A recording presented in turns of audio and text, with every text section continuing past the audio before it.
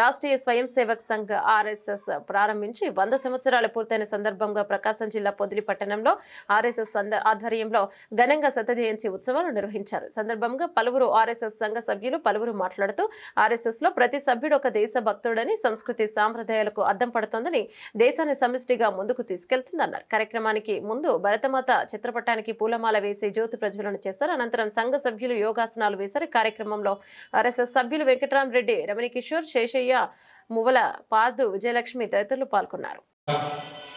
ఆనందంగా, నేత్రానందంగా, శ్రవణానందంగా మనం ఈ కార్యక్రమాన్ని ఏర్పాటు చేసుకుంటున్నాం. నన్ను ఇక్కడికి ఆహ్వానించిన రాష్ట్రీయ స్వయం సేవక్ సంఘ్ మన సభ్యులకు హృదయపూర్వక నమస్కారాలు తెలియజేసుకుంటున్నాను. భారతదేశం అనగానే భారతదేశానికి చాలా చరిత్ర ఉంది, ఘనకీర్తి ఉంది.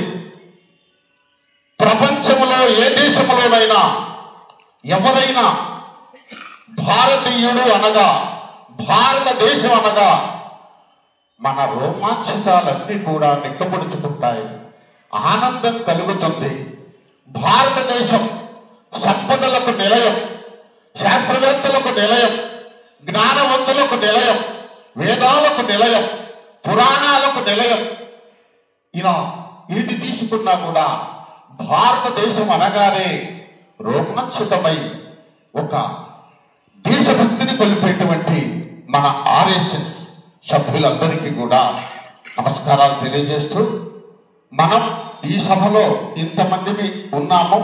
కానీ పొదిలి పట్టణానికి ఇది కాకుండా దాదాపుగా 20,000 మంది జనాభా ఆర్ఎస్ఎస్ కార్యకర్తలతోటి పొదిలిలో జరగవలసినటువంటి కార్యక్రమం ముందు తరాలకు రావాలని నేను మనస్ఫూర్తిగా అందరినీ కూడా అభ్యర్థిస్తున్నాను.